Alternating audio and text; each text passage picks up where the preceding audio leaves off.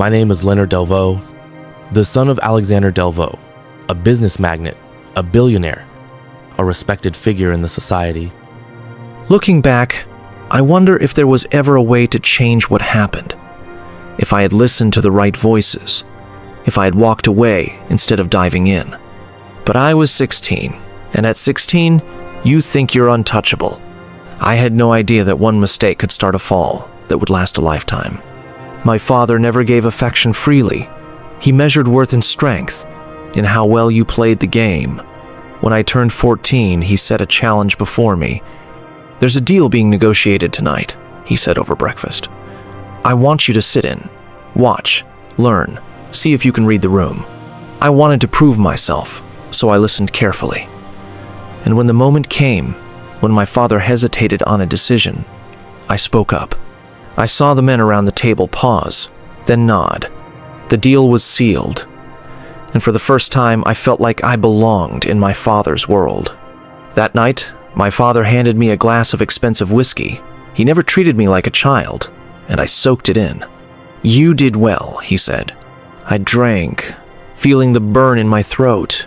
I was 14, and already I felt invincible.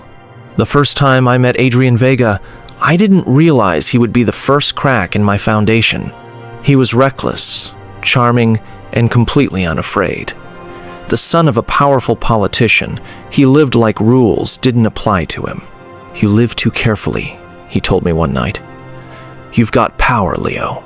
Use it." And so, I did. I skipped my first meeting at Delvaux Industries, told my father I was sick, but in reality, I was with Adrian, driving 100 miles per hour down the highway in his imported sports car. I should have known better, but something about the thrill, the danger, the way Adrian laughed at Rulesit felt good. I was 15 when Adrian introduced me to underground gambling. "It's not about the money," he said. "It's about the game." I liked the game. I liked the way risk felt. And I liked winning even more. But when you start playing with fire, you forget how easy it is to get burned. One night, I made a bet too big to lose, and I lost. $50,000. Money I didn't have. Money I knew my father would never let me borrow. Adrian laughed it off. "Relax, Leo. I know a guy." That was the first time I owed a debt to people who didn't forgive mistakes. Desperation makes you do things you never thought possible. I forged a Delvaux account signature and wired the money from a low-risk corporate fund. I told myself I'd put it back before anyone noticed. No one would ever know. But the problem with lies is that they always grow. A month later, the company did a routine audit. I still remember the moment my father's face changed as he read the report. The confusion. Then the anger. "There's money missing," he said. "Find out who took it." I couldn't breathe. I was about to be caught. Adrian and I sat in his penthouse that night. I told him I was going to fix it, put the money back before my father found out. Adrian smirked. "Leo, you're missing the point. This is just the beginning." I stared at him. "What do you mean?" "I mean, you're already in the game. Might as well play." And then he said something that haunted me for years. "If you're going to lie, make it worth it." The next morning, I woke up to my father's voice in the hallway. "We found the mistake," his CFO was saying. "It was an accounting error, nothing serious." I let out a breath. They hadn't found me. I had stolen, lied, covered it up, and gotten away with it. And in that moment, I realized I could do it again. They say, your first love changes you forever. They don't tell you that sometimes. It ruins you. When I met her, I thought I had found something real, something untouched by the world I lived in. But I was wrong. She wasn't just a girl. She was a test, a game, a lesson I never saw coming. I met Isabel Marchese at an exclusive charity gala hosted by my mother. She wasn't like the other girls I had been around. She wasn't impressed by money, by names, by power. She had silver gray eyes, dark wavy hair, and an easy confidence that made everyone turn their heads. but it was the way she spoke to me that caught my attention. "Leonard Delvaux," she said, tilting her head. "So tell me, is it lonely at the top?" For the first time in a long time, I felt seen. Isabel was different. She didn't chase after me like the others. Instead, she made me chase her. She played hard to get, always one step ahead. And I liked it. I liked the challenge, the thrill, the way she made me feel like I was more than just my last name. But what I didn't realize then was that I wasn't the hunter. I was the prey. We started sneaking around late night drives, secret hotel meetings, stolen moments between business events. I told myself it was because my father wouldn't approve, that keeping it secret made it more exciting. But deep down, I knew she was hiding something too. One night, Adrian pulled me aside. "She's playing you, Leo." I laughed. "You don't know her." He smirked. "And you don't know what she wants." I brushed him off, but something about the way he said it stuck with me. Was I being blind? I started noticing little things. The way she knew things she shouldn't. The way she always asked about my father's business. The way she disappeared sometimes, only to return with excuses that didn't make sense. So one night, I followed her. And that's when I saw her meeting with Victor Delvaux. I waited until we were alone. Then I dropped the question like a bomb. "You're working for my uncle, aren't you?" She didn't deny it. She just sighed and took a sip of her wine. "You're smarter than I thought," she admitted, "but not smart enough." My chest tightened. "So it was all fake?" She looked at me then, and for the first time, I saw pity in her eyes. Not all of it, but I couldn't believe her. Not anymore. I should have walked away, but I couldn't. I needed to know how deep the betrayal went. So I pretended. I acted like I didn't know. I let her think she still had me, and I waited for the moment she would slip. The moment came faster than I expected. A deal was going down, one that involved my father's business, one that Victor wanted to sabotage. I followed Isabel again. This time she led me straight to the truth.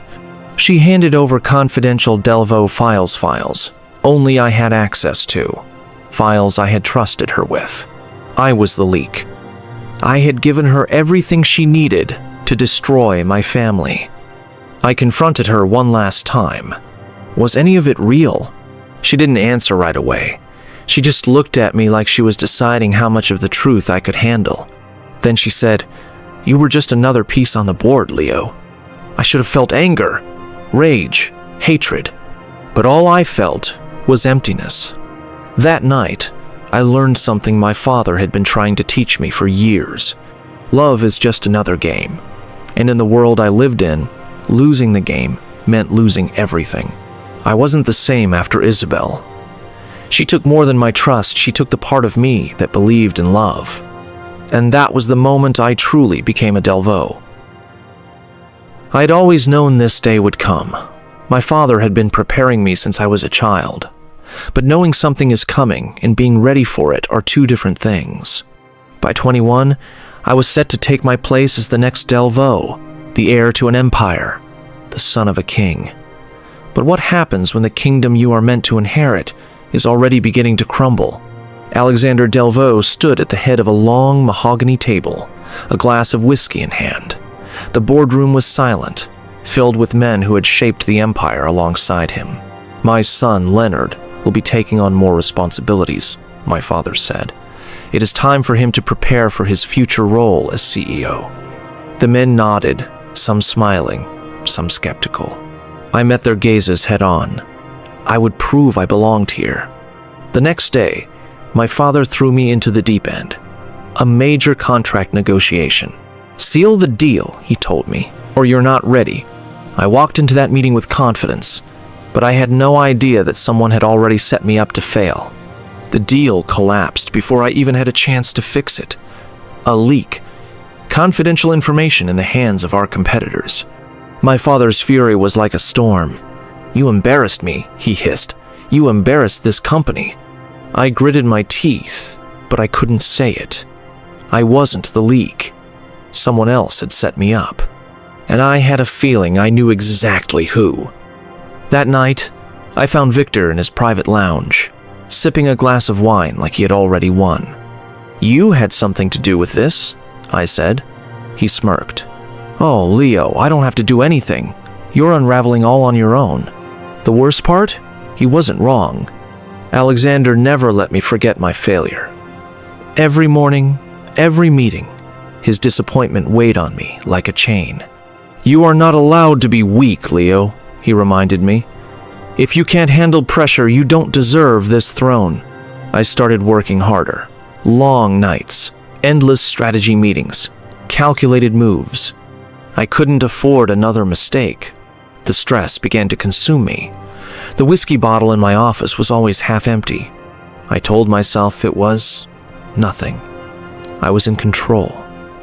But the more I tried to prove I was ready, the more I felt like I was myself. One night, I made a rash business Callan investment that should have paid off, but I had trusted the wrong person. It backfired. Millions lost.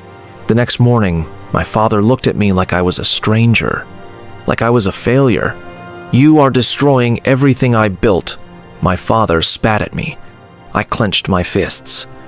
"Maybe if you trusted me, trust is earned, not given." For the first time, I saw Eth didn't believe in me. He never had. That night, as I sat in my office, drowning in my own failures, my phone rang. It was Adrian Vega. "I have an opportunity for you, Leo," he said, "one that doesn't involve living under your father's shadow."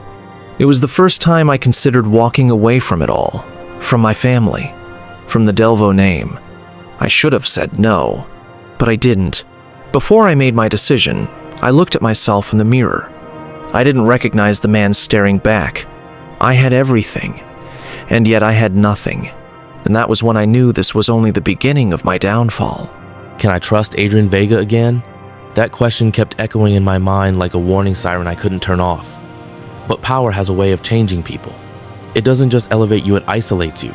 It turns friendships into transactions, trust into leverage.